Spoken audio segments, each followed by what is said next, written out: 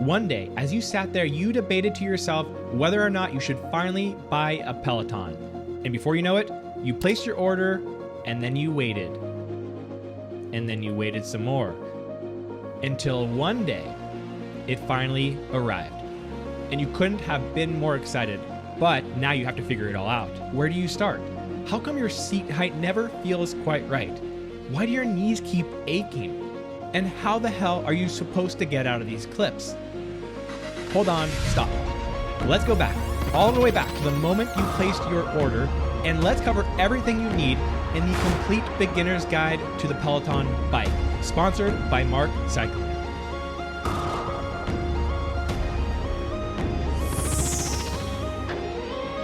Although the Peloton bike is only 4 feet long and 2 feet wide, it's better to plan for a little bit more space than that. My suggestion being that you have a spot reserved that is 6 feet long and 3 feet wide. You're also probably going to want a mat for underneath your bike. And mats like these you can order from Peloton directly or from Amazon, and they're there to help protect the floor from the bike and catch your sweat so that you can keep your place clean. Also, during this time, when you're preparing for delivery, there's a few things I suggest you make sure that you have. The first being cycling shoes with a Delta clip. Of course, you can order one from Peloton, but those shoes generally don't have the best reviews. You just have to make sure that these shoes support a Delta clip because those are the types of clips that the pedals which come with the Peloton support. Another thing I suggest looking into if you have kids is getting a kid fence to surround the bike when you are riding. It's really easy to get lost in the Peloton bike and forget about your surroundings, and so you definitely don't want to have an accident where your kid hits your pedals or your wheels, both of which have the capabilities of causing pretty significant injuries, so kid fence is always a great choice. And finally, I would suggest picking up a surge protector if you don't have one already. The last thing that you want is to have a power issue where too much energy is sent to the bike and fries it completely, making the bike unusable. So I strongly suggest that you order one of these right away. So before we can ride the bike, we're going to need to make some adjustments. We can start with the seat, which if you watch the Peloton setup guide, they suggest raising it to about hip height. However, that may be too low for you. It certainly is for me. So definitely experiment by raising it up higher than that to see if it allows you to get into a better position, because ideally your legs should straighten out almost all of the way at the bottom of the pedal stroke. Next, you'll need to adjust how far your seat is from the handlebars. And for most people, the distance between your elbow and your fingertips should get you pretty close to the right distance. And finally, you can adjust your handlebars up and down. I suggest setting the handlebars up to about the same height as the seat, but I'll go into a little bit more depth about this in our tips section at the end of the video. Next, we're going to need to learn how to clip in and out of the bike. Clipping in tends to be much easier for most people as you just line your foot up with the pedal and press down to clip in. It's clipping out which gives most of us the biggest issue. And the best way that I have found to clip out is to focus on your heel and pressing the heel of your foot away from the bike, and then bringing your leg over the bike and rotating your other foot out of the clip from there. This does become easier with practice. You may not get it at first. However, if you are really struggling with this, I do suggest flipping over the pedal and loosening this little bolt here just a tiny bit, as it will open it up a little bit more, allowing you to clip out more easily. Once you log into your profile on the Peloton, you'll have the option to choose from a variety of menus and tabs and screens. The first being the home screen, which you start on, which is usually a snapshot of some of the more popular and new classes, as well as some additional classes that Peloton might think you have interest in based on what you've taken in the past. Next, if we click over to the Browse tab, you'll be able to sort through pretty much all of the classes that Peloton has to offer. These classes are automatically sorted from newest to oldest, but you can change that order with this tab, or you can filter these workouts by coaches, by length of time, or by type, or any of those combinations. Also on the Browse page is a collection tab at the top. And what collections are just groups of classes put together based on a similar theme. Next, if you click on schedule, this is the calendar of all of Peloton's upcoming live and encore classes. The difference between a live and encore class being that an encore class was a previous live class that they're replaying again so that a large group can jump in all at once together. Now, if you only want to see the actual live classes, then you can select not to see the encore classes on this list. The next tab we have are the programs. And unlike collections, which is just an assortment of similar classes put together, the programs are built specifically to achieve some sort of goal. So whether you want an introduction to yoga classes, you want to learn about power zone training, or just want an introductory program for the bike, you can find those types of programs here.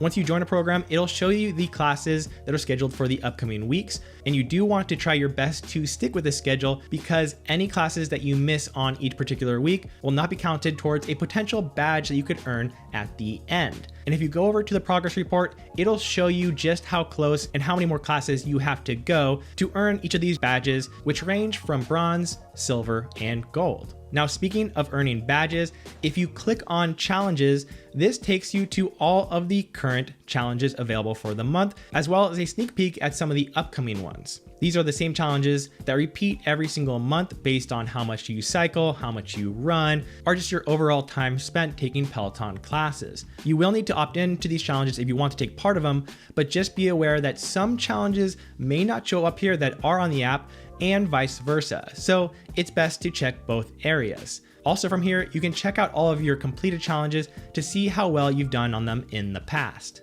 Then we have this More tab, which takes you to a screen with two options, Scenic and Just Ride. Just Ride takes you to pretty much just a blank screen where you can see all your metrics. The other option you can choose here, Scenic Rides, gives you 3 choices to choose from. These options include guided rides, which is similar to a class where an instructor is leading you through an area. The second option is distance, where the screen actually speeds up or slows down based on your speed. So once you finish that distance, you are done. And finally, we have time-based rides, which are just scenic routes that have a set amount of time so you can go at whichever speed you want and still know exactly how long the ride is going to take. Now, if you go to your profile, you'll see a lot of different numbers, including a base overview of everything you have done, but there's a lot of things you can do from here. One of which is looking at who you are following and who follows you. You can click on their profile to see what they've done recently. Maybe if you want to look for some ideas, if you want to add a friend, you can find them by searching for their username here.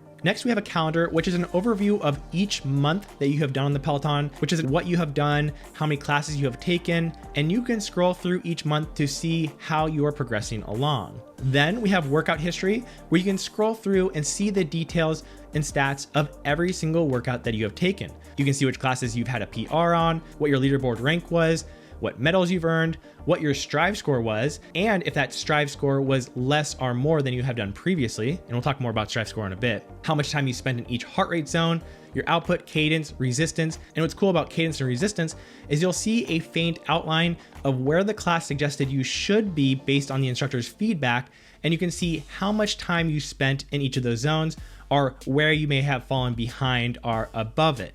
Next, we have achievements, which is a collection of all of the badges you've earned. So if you like the feeling of earning stuff as you ride, this is your trophy cabinet. Then we have the activity tab here. I don't think this tab is super useful. You can kind of see the previous weeks and months based on your output or Strive score or various other metrics. And then finally, music at the bottom. This allows you to see all of the songs that you have hearted during your rides. And you can connect your music here to Spotify or Apple Music so that these songs get sent to a playlist for you to listen to later. From here, you can click on this red gear symbol to get to your profile settings, where we can change a lot of your information, including what your max heart rate is. And this is great to do if you know your max heart rate because it'll make your heart rate zones and Strive score a lot more accurate. You can also hide classes that contain explicit lyrics, hide prenatal classes if you're not interested in those. You can choose to track and display your Strive score with yourself and others if you would like to. And you have the ability here to display your power zones, which we'll get into a little bit more later. When you click personal records, you can see all of your personal records for different time domains and different workouts. From here, if you click manage it, you can change it from being your full workout history to changing the time which those personal records are set. And this is nice, especially if you've taken some time off the bike and you're returning to it. You may not want to compare yourself to your all-time best,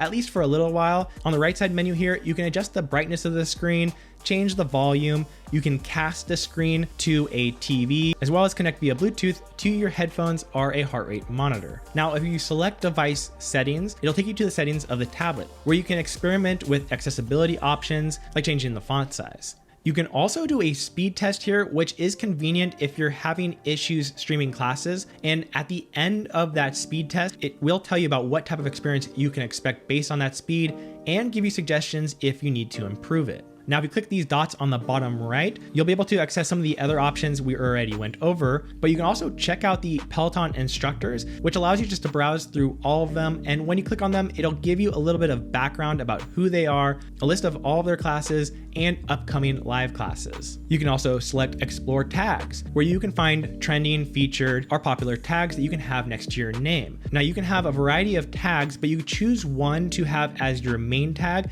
which is displayed to everybody else on the leaderboard when you're taking classes. Also here, you can select Peloton 101, which will take you to all of the Peloton setup videos, which include several adjustment and form videos. Also, if you want to add more profiles to your account, you can definitely do so, and it's pretty easy to do from the profile selection screen. And Peloton does allow up to 20 profiles per account, so definitely feel free to add every single person in your household, as well as maybe a few friends. When selecting your first classes, there are some categories that you may want to consider. There is beginner, which is designed to teach new riders how to ride the bike. There is advanced beginner, which is for those who are a little bit more comfortable on the bike, but don't feel quite ready for more intermediate or advanced classes. And there is low impact classes, which is very similar to any of the regular classes, except for the fact that the instructors don't ask you to get out of the seat during the class, which is a skill that can be hard to learn at first. Now, when you're just getting started, I do suggest trying out a variety of instructors, as they all have very different personalities and styles of coaching. You will probably find some that you are very drawn to and others who you may not enjoy so much. But try not to judge coaches too harshly on the first try. I know for one that there are coaches who I really did not like at first, only to take different types of classes with them later and really enjoy them. You'll also have the option of live classes versus on-demand classes, and while live classes can be exciting and great, they are a little bit less friendly for beginners, as you have to listen closely, as there are no visual indicators yet of what resistance and cadence you should be at. These are added later when they're brought on demand. This goes as well for those who have the Peloton Bike Plus and want to use their auto resistance. The auto resistance is based on those numbers which are added to the on-demand classes, and you won't find that when taking classes live.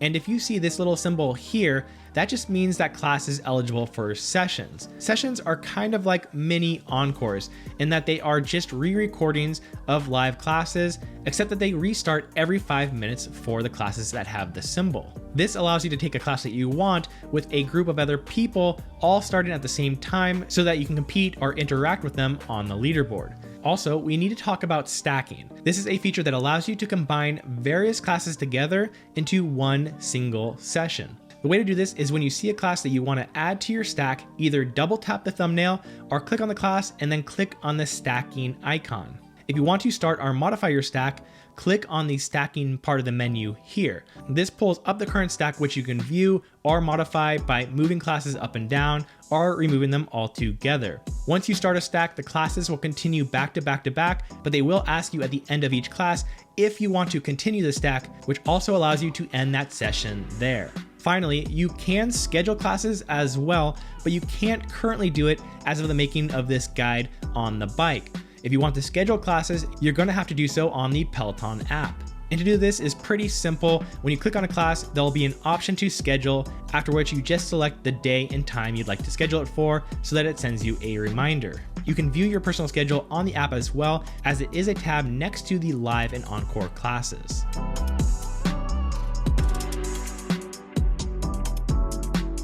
Once you're ready and you start a class, you'll want to make sure that your heart rate band or headphones are paired. Now, one of the things I didn't realize when I first got my bike was that if you want to adjust your volume quickly while you're riding the bike, you can do so very easily by touching two buttons on the right side of the tablet.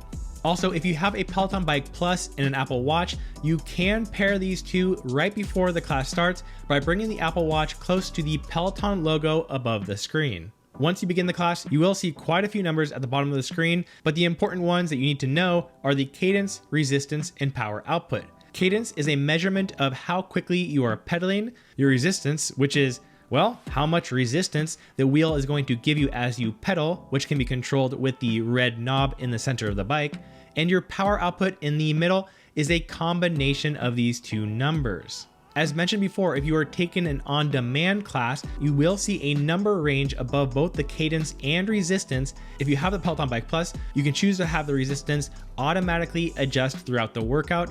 All you need to do to turn that on is click the lock symbol here. Also, you'll notice on the outside of that lock symbol, there's a little line that goes around the circle, and that is just there to give you a visual of how much longer it'll be until the next resistance change. The leaderboard to the right is where you'll see everybody who has ever taken the class, but if you would prefer to only see the people currently taking the class at that moment, you can select that here.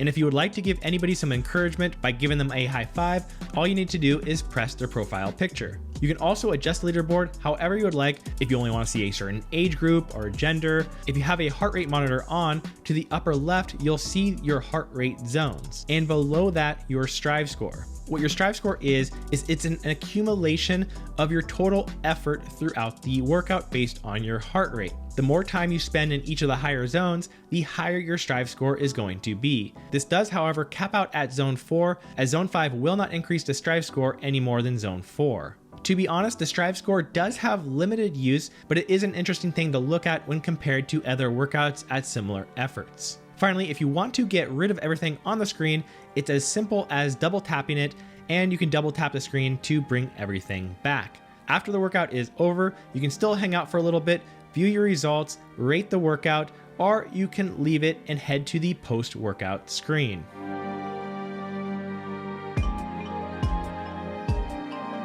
Now, there are a lot of categories of classes which you can take on the Peloton, but the one I want to bring to your attention the most is the Power Zone training. What makes Power Zone training unique compared to any of the other programs that Peloton offers is that the classes are based on your own individual fitness level. So when you are taking a Power Zone class, the coaches will guide you, working you through zones level 1 all the way up to level 7. These power zones are not your heart rate zones, so in order to know what they are, you will need to take what is called an FTP test. You can find the FTP test by simply taking the Intro to Power Zone program, or you can type in FTP into the search bar. This test is a 20-minute max effort, which at the end of it will allow you to see your FTP score, and then on all future workouts, both in Power Zone and otherwise, you will now have a Power Zone bar at the bottom, which will always show you which Power Zone you are currently in. Personally, I think this is one of the most effective ways to train, and while it is not for everybody, I do suggest you at least look into it at some point and try it out for yourself. Now, there is a ton of accessories that you can get for your Peloton bike, but today I want to talk about 5 of my favorite and most useful. And we're going to start here with the clip-in toe cages from our sponsor, Mark Cycling. This Peloton compatible toe cage adapter allows you to use the Peloton pedals with regular shoes, which is perfect for new members just starting out who don't feel quite ready or quite comfortable yet using cycling shoes. And if you do use cycling shoes, I do think these are really great for 2 other reasons. One is that I love to have friends and family try out the Peloton whenever they come and visit. They are also a great option for boot camp classes, since they are easy to snap in and allow you to do the workout without having to take on and off your shoes. You can find these highly rated toe cages both on the Mark Cycling website and on Amazon, both of which I have linked in the description below, so make sure to check them out. The next additional accessory I suggest is getting some sort of towel, wraps, and mats, but basically something to catch all of this sweat, because if you're like me and you're working hard on these workouts, you're really going to want a towel to wipe your face, and ideally have something on the ground just to catch all of the sweat. Also, a fan is pretty clutch. Now, I just use a stand-up fan that's sitting right next to the bike, but there are some other ones that attach to your handlebars and plug right into your Peloton, which I think are really great, and I'm looking forward to trying. The next accessory I think is really beneficial to anybody with the original Peloton bike is the pivot. The pivot allows you to take your original Peloton bike screen and turn it a full 360 degrees, just like the Peloton Bike Plus. And finally, for those with an Apple Watch, I do suggest looking into the watch link, as this will allow you to connect your Apple Watch to the Peloton bike. All right, I'm gonna run through some of my biggest tips that I think could really help you out as a beginner. First is right when you get the Peloton delivered, you should definitely try out that Peloton bike. Even if it's not yet plugged in, just jump on to see if the pedals make any weird sounds or if there's any issues. It doesn't happen all the time, but sometimes these bikes do come with defects. So that way the deliverers can take the bike with them if there's a defect when they leave, rather than you having to wait a few more weeks for them to do so. The next tip is that you should try to tighten the bolts on your bike and on your cleats at least once per month. You may not notice it right away, but your bike and shoes will start loosening as you ride, and eventually you might be wondering why your bike is moving so much and why the clips are making some weird noises. If you get in the habit of tightening everything up at the beginning of the month, you'll likely never have to run into any of these issues. Also, speaking of shaking or wobbling, if you do notice that, you may want to check out the leveling of the bike. If you have 2 people, this is a lot easier, but if you lifted the bike, you can adjust the levels to try and make it a little bit more stable. Now, if you're riding the bike and you notice that you are starting to have a lot of knee pain, one of the most common reasons for that is that you have the seat too low. In fact, I would say at least 50, 60, 70% of the people I see riding Peloton bikes have their seats too low. It is one of the most common cycling mistakes. So if you have knee pain, make sure to evaluate how high your seat is and try to roll out if that may be the cause of your knee pain. Now, speaking of pain, some people do experience a very painful and sore butt when first getting into indoor cycling. This is to be expected and it should go away for most people, but if getting a softer seat or some extra compression helps you stay more consistent on the bike in the beginning, definitely just go for it. Another tip, which I sort of alluded to earlier, is your handlebar height. The handlebars are the only really adjustment that you can make that doesn't really have to be ideal. A lot of times cyclists will have your handlebars at or below your seat height, which makes sense if you're riding outside and you're trying to be aerodynamic. But if you don't care about getting really good in that position to take your biking skills outdoors, if you're just using your Peloton to, well, enjoy and ride your Peloton, then you can really just adjust the handlebars to whatever position feels most comfortable to you. Especially if you are prone to back pain, you may want to raise those handlebars up just a little bit more so that you can keep your back in a really good position. And finally, one of the most important tips for beginners to the Peloton, I believe, is that you should look into joining an accountability group. There are dozens and dozens of groups both on Facebook and other mediums, which represent a group of people who ask questions to each other, help each other out, set up events, and really just encourage and help each other to set and accomplish their goals. Working out at home is great, but it's even greater when you have a whole team behind your back. And if you are already in one of these groups, make sure to go in the comments below and leave a comment saying what that group is and where people can find it. And that way, if you aren't in a group, well, just go to the comments right now and hopefully you'll be able to find the perfect group for you. And if you want to learn more about your Peloton, make sure to subscribe to our channel and check out some of our other guides, including our complete Power Zone and FTP test, where we go in way more detail on those topics, which you can watch right here. See you over there.